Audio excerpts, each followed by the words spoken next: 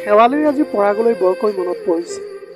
সপোনটো দেখাৰ পিছৰে পৰা তাইৰ মনটো উৰা মাৰিবলৈ ধৰিছে অতীতলৈ। তাই গৰ্ভত স্থিতিলৈ জন্ম হোৱা শিৱমৰ মৰমৰ চিন পৰাগলৈ। পৰাগক কিয় তাই এনে কৰিলে? হয়তো পৰাগে আজিও গম নাপায় যে তাৰ প্ৰকৃত মাক দেউতাক কোন। তাইৰ গাৰ এটুকুৰা মঙহ কেনেকৈ তাই লোকৰ হাতত তুলি দিছিল। তাইৰ আজি চিঞৰি চিঞৰি কৈ দিবলৈ মন গৈছে মানুহৰ আগত যে পৰাগ তাইৰে সন্তান বুলি। শেৱালিৰ মনটো আকৌ অতীতৰ বুকুত সোমাই পৰিবলৈ ধৰিছিল।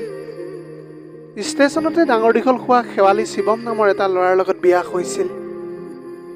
সিহঁত ইটোৱে সিটোক মনে প্ৰাণে ভাল পাইছিল। শিৱমে সৰু সুৰা কাম কৰি পৰিয়ালটো ধুনীয়াকৈ পোহপাল দি গৈছিল।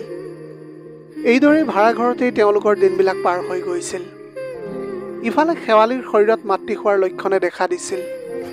দুয়োটা এতিয়া খুব সুখী হৈ পৰিছিল। তাইক সি প্ৰায় কৈছিল যে সাৱধানে চলিবি, আমি দুয়ো অনাথ, আমাৰ সন্তানক আমি অনাথ হ'বলৈ দিবলৈ নোৱাৰোঁ। এইদৰেই দিনবিলাক পাৰ হ'বলৈ ধৰিছিল।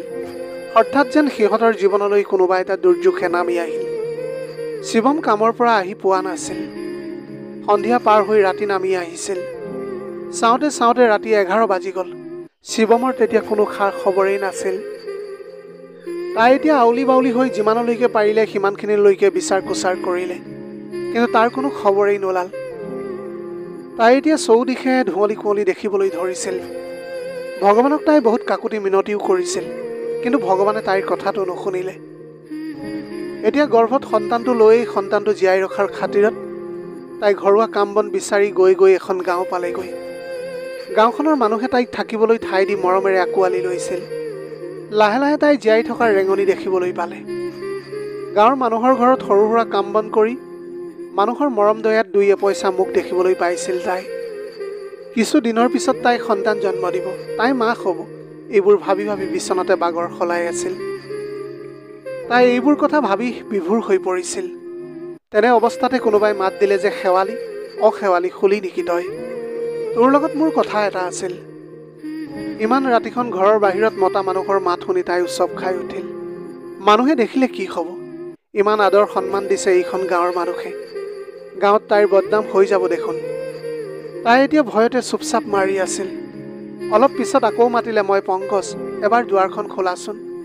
শেৱালিয়ে তেতিয়া ভয়ে ভয়ে দুৱাৰখন খুলি দিলে। পংকজে এতিয়া তাইৰ একদম কাষ চাপি আহি সুধিলে, তই অকলে কিমান দিন আৰু এনেকৈ থাকিবি? এইবাৰ বহাগত নামঘৰতে শৰাই ভাগ দি আমি দুয়ো একেলগে থাকিবলৈ চেষ্টা কৰিম।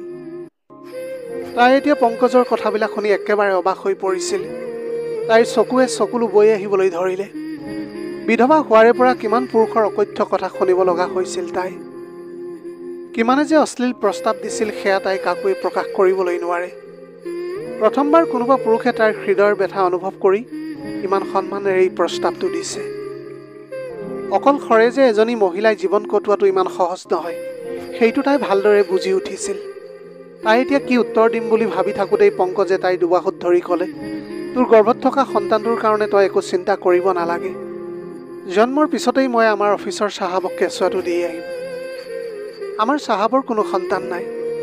অফিচৰ বৰবাবুৱে কৈছে মেম চাহাবৰ হাতত কেঁচুৱা এটা তুলি দিব পাৰিলে ডাঙৰ বক্সিছ দিব হেনো তেওঁ। আৰু লগতে কৈছে যে মোৰ চাকৰিটোও বোলে স্থায়ী কৰি দিব।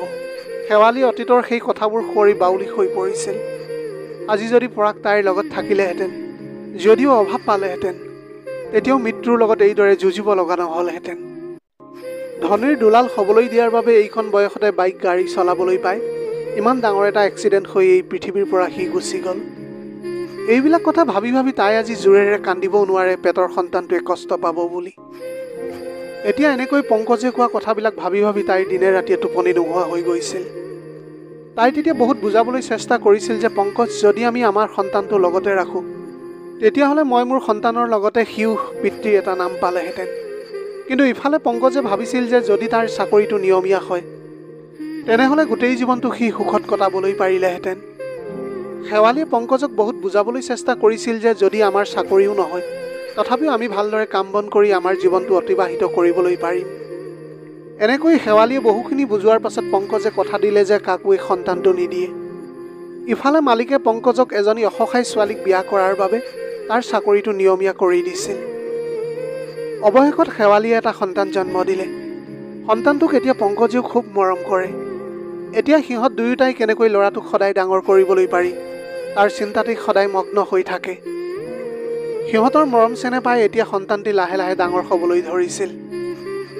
ভাল এখন স্কুলত দি এতিয়া শেৱালীয়ে সদায় ল'ৰাটোক অহা যোৱা কৰে আৰু ইফালে পংকজেও সদায় নিজৰ দৈনন্দিন কামত ব্যস্ত হৈ পৰিছিল। প্ৰিয় দৰ্শক, এয়াই আছিল আজিৰ কাহিনীৰ ভাগ। আজিৰ ভিডিঅ'টি কেনেকুৱা লাগিলে জনাব। যদি ভাল লাগিল তেনেহ'লে লগৰ বন্ধু বান্ধৱীসকলৰ মাজত শ্বেয়াৰ কৰিবলৈ নাপাহৰিব। আপোনালোকৰ গোটেই জীৱনটো হাঁহিৰে উপচি পৰক। পাৰিলে দুখীয়াজনক অলপ সহায় কৰিবলৈ চেষ্টা কৰিব। আপোনালোকৰ অকণমান সঁহাৰিয়ে যদি কোনোবা এজন দুখীয়াৰ জীৱনটো সলনি কৰিবলৈ পাৰে, তাতকৈ পুণ্যৰ কাম আৰু এই পৃথিৱীত একোৱেই হ'ব নোৱাৰে। Have a nice day.